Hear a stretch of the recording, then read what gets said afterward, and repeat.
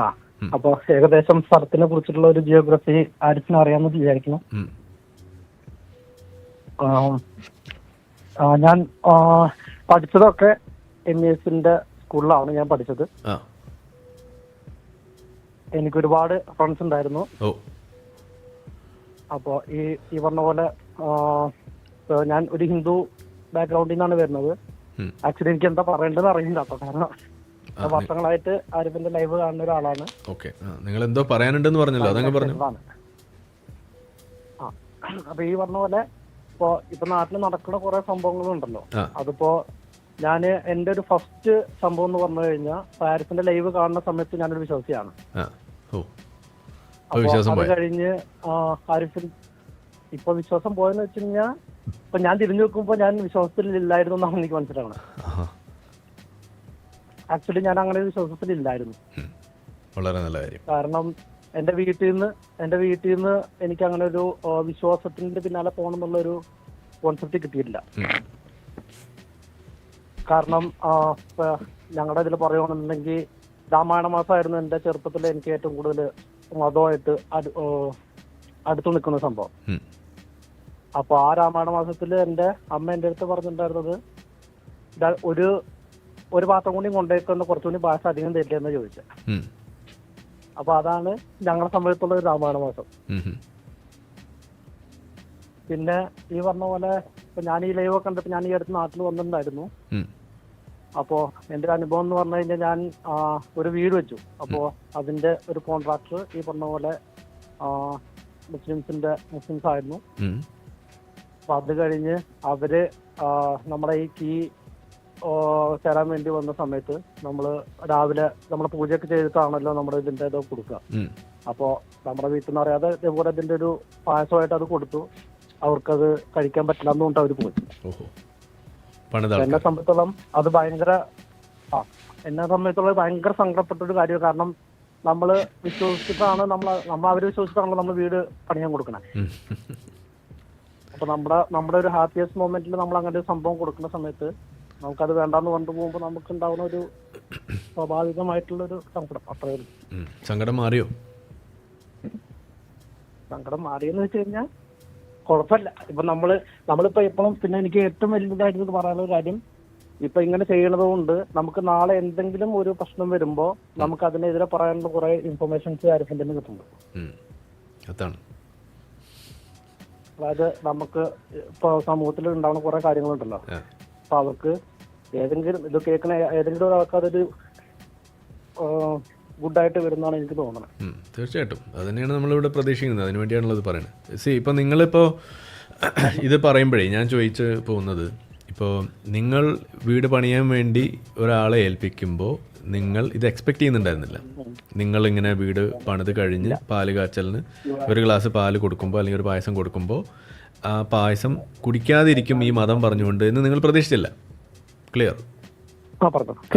അപ്പോൾ നിങ്ങൾക്കത് വലിയ വിഷമാവുകയും ചെയ്തു ഇത് ആദ്യമായിട്ട് കണ്ടപ്പോൾ. അപ്പോൾ ആദ്യം നിങ്ങൾക്ക് ഇത് എന്തുകൊണ്ടാണ് ഇങ്ങനെയെന്ന് നിങ്ങൾക്ക് മനസ്സിലാവുന്നുണ്ടായിരുന്നില്ല. പക്ഷേ നമ്മൾ വീഡിയോ ഒക്കെ കണ്ടു കഴിഞ്ഞപ്പോൾ കാര്യം പിടികിട്ടി, ഇതാണ് കാരണം.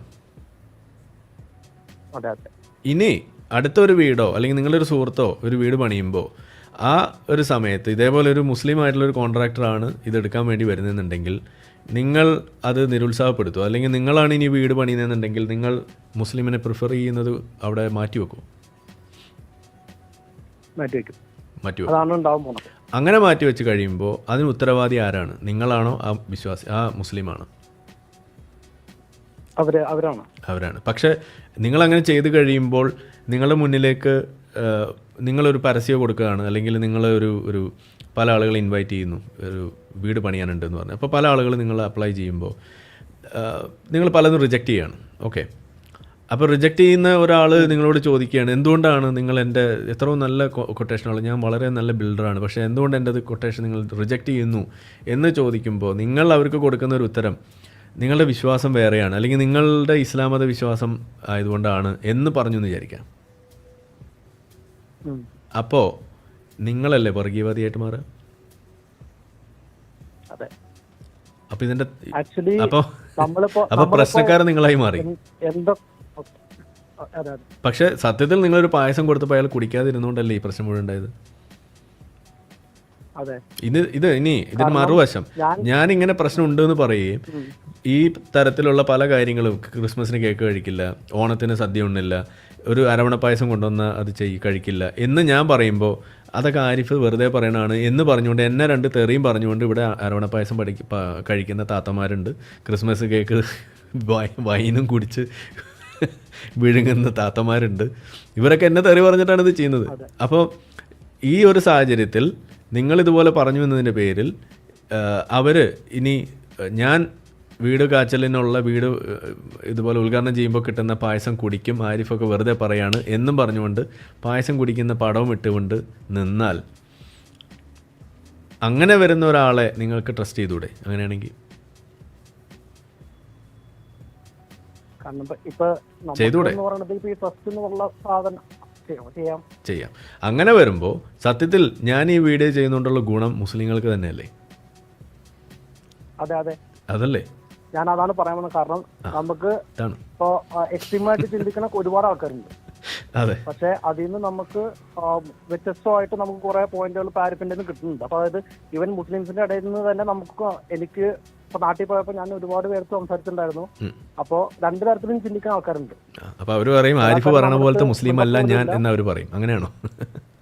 പക്ഷെ ആരിഫിനെ കേൾക്കണ ഒരുപാട്. കാരണം എന്റെ വീട് ഇരിക്കുന്ന സ്ഥലത്ത് ഞങ്ങൾ മാത്രമാണ് ഹിന്ദുക്കളുള്ളത്, ബാക്കി എല്ലാം മുസ്ലിംസ് ആണ്. അപ്പൊ അവരൊക്കെ നമ്മുടെ അടുത്ത് ഒരുപാട് പേര് എനിക്ക് ആരിഫിന്റെ വീഡിയോ കേൾക്കുന്നുണ്ടെന്നാണ് എന്റെ ഒരു വിശ്വാസം. കാരണം ഞാൻ അവര് വീട്ടിലൊക്കെ വരുന്ന സമയത്ത് ഇപ്പോ എന്റെ വീട്ടിലും ആരിഫിന്റെ ചാനൽ ഞാൻ സബ്സ്ക്രൈബ് ചെയ്ത് വെച്ചിട്ടുണ്ട് എന്റെ യൂട്യൂബിൽ.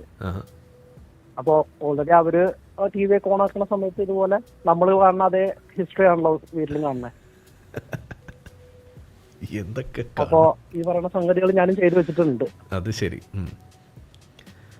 അതുപോലെ തന്നെ ഞാൻ വീട്ടിലും എനിക്ക് ഒരുപാട് കസിൻസ് ഉണ്ട്. അപ്പൊ അവരുടെ അടുത്ത് ഞാൻ പറഞ്ഞിട്ടുണ്ട്, ഇപ്പോ പ്രേമം എന്നുള്ള സംഭവങ്ങളൊക്കെ വരും, അത് ഒരിക്കലും ഒരു തെറ്റല്ല. പക്ഷെ ഈ മതം മാറുന്ന ഒരു സിറ്റുവേഷൻ വരുന്ന സമയത്ത് അതിപ്പോ പലരും മതം മാറുന്ന ഒരു സിറ്റുവേഷനിൽ എത്തുന്നത് അതായത് ഫിസിക്കലി അവരൊരു റിലേഷൻഷിപ്പിൽ ഇൻവോൾവ് ആകുമ്പോഴാണ്. അങ്ങനെയാണ് എനിക്ക് മനസ്സിലായിട്ടുള്ളത്. അപ്പോ ആ പോയിന്റ് വന്നാൽ പോലും ഒരിക്കലും മതം മാറരുതെന്നാണ് ഞാൻ എന്റെ കസിൻസിനോട് വരെ പറഞ്ഞു വെച്ചിട്ടുള്ളത്. അവരൊക്കെയാണ്.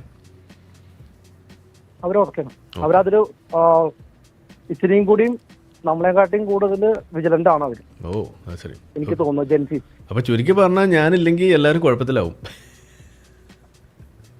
ആക്ച്വലി ആരിഫ് ഒരു നവോത്ഥാന നായകനാണോ എന്ന് എനിക്ക് സംശയമുണ്ട്. എന്റെ പേര് ഞാൻ മാറ്റേണ്ടിയിരിക്കുന്നു, നവോത്ഥാൻ നായക് അല്ലേ? അങ്ങനെ ആക്കാം.